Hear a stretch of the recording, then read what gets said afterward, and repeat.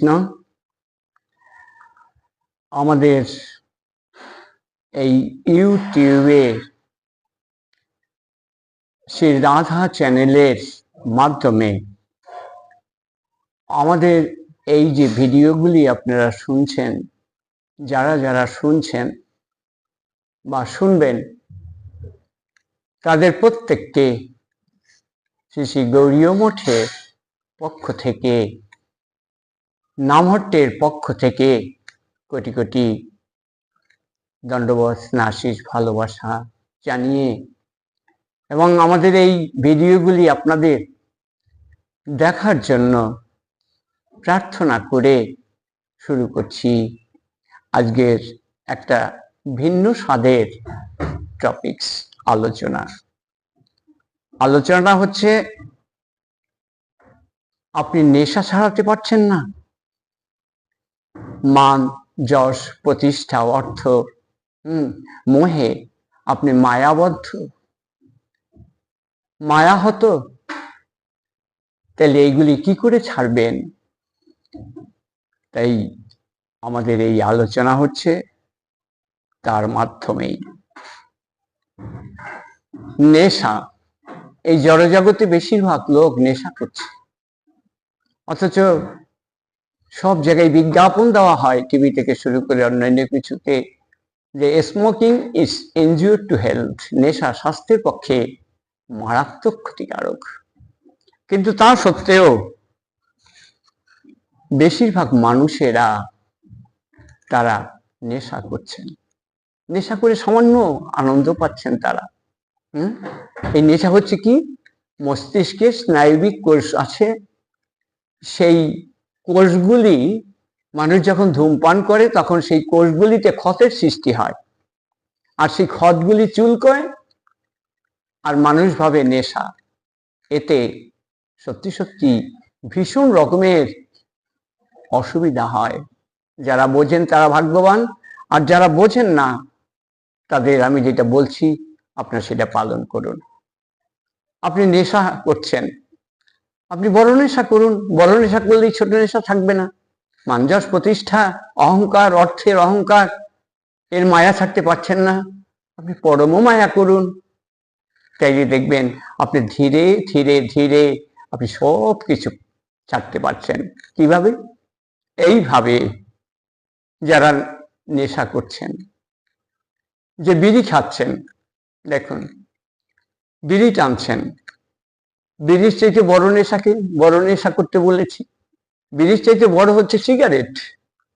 আপনি সিগারেট টানুন, দেখবেন সিগারেট টানার পরে আর বিড়ির নেশা থাকছে না।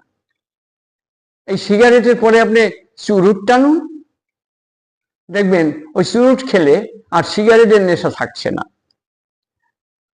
তাই আবার চুরুট থেকে তারও বড় নেশা হচ্ছে হিরোইন। এই হিরোইন খেলে চুরুট, ড্রাগ, এর কোনো নেশা থাকে না। তাই এইভাবে জড়জাগতিক বড় নেশা করলে ছোট নেশাগুলি যেমন দূর হয়, ঠিক তেমনি এই সব কিছু বিড়ি, সিগারেট, নেশা, ড্রাগ, হিরোইন, এর সবচেয়ে বড় নেশা হচ্ছে শ্রীকৃষ্ণের নামের নেশা। যদি আপনি সত্যি সত্যি নামের নেশা করতে পারেন, তাহলে আপনার মতন ধন্য আর কেউ নেই। ধূমপান তো মারাত্মক ক্ষতিকারক সমাজের। কেন জানেন? ধূমপান বিষপান, বিষপানে একজন মরে আর ধূমপানে গোষ্ঠী শুদ্ধ মারে। তাই আজকে কেন দেশে ব্রেইনের অভাব?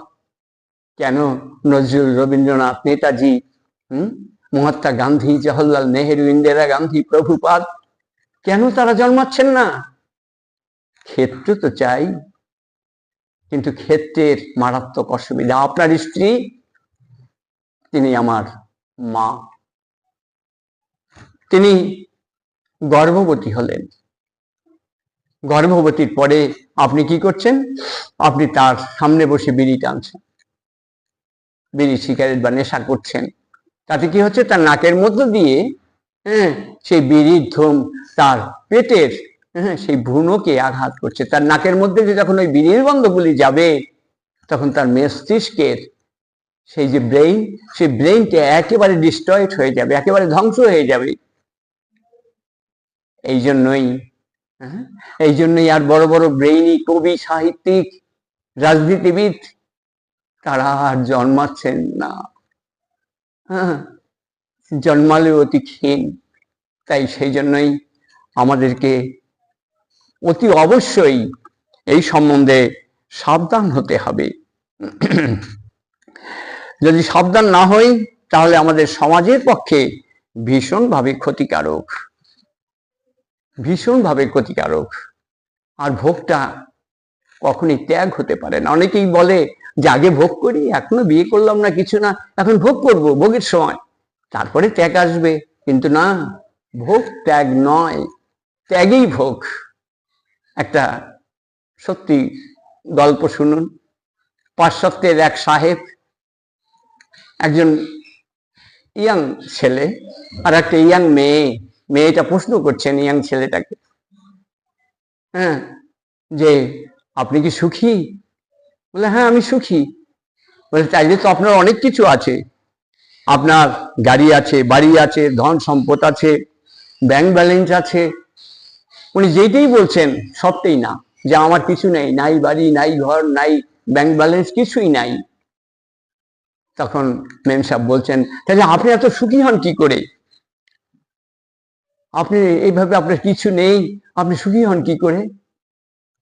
তখন উনি বলছেন যে আমি শুধু দারোয়ান, এই যে সম্পত্তি আমরা দেখছি এগুলি আপনার আমার নয়। আপনি তো কত বড় লোক, কিন্তু আপনি যদি ভাবেন এর মালিক আমি, তাহলে আপনি জীবনেও কোনোদিন সুখী হতে পারবেন না। এগুলি ভাবুন যে আমি দারোয়ান মাত্র, আমি রক্ষণাবেক্ষণ করছি মাত্র।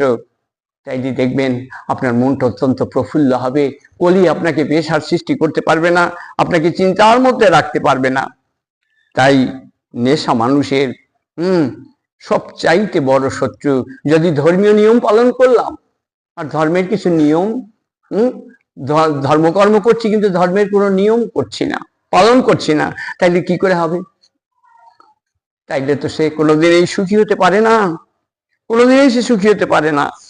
তাই আর সেই নিয়ে কি হয়, সে সংসার করছে, কত কথা, ডায়লগ, অহংকার। আর সেই ডায়লগ দিয়ে কোনো মানুষই সুখী হতে পারে না। আর এই সংসারে শুধু সংসার, সং আর সার। এই জড়জগতে সং কি? কলি। আর কলির সার কি? যত সব অনাচার। যত অনাচার করতে পারবে কলি তাকে খুব ভালোবাসে। কলি তাদেরই ভালোবাসে যারা গন্ডগোল বাঁধাতে পারবে, যারা খুন করে আসতে পারবে, যারা রাহাজানি ইত্যাদি ইত্যাদি ছিনতাই ধর্ষণ করবে, কলি তাদের ভালোবাসবে। কিন্তু এইগুলি তো সভ্য সমাজের লক্ষণ নয়। সভ্য সমাজে সংসার করতে হবে সুখের।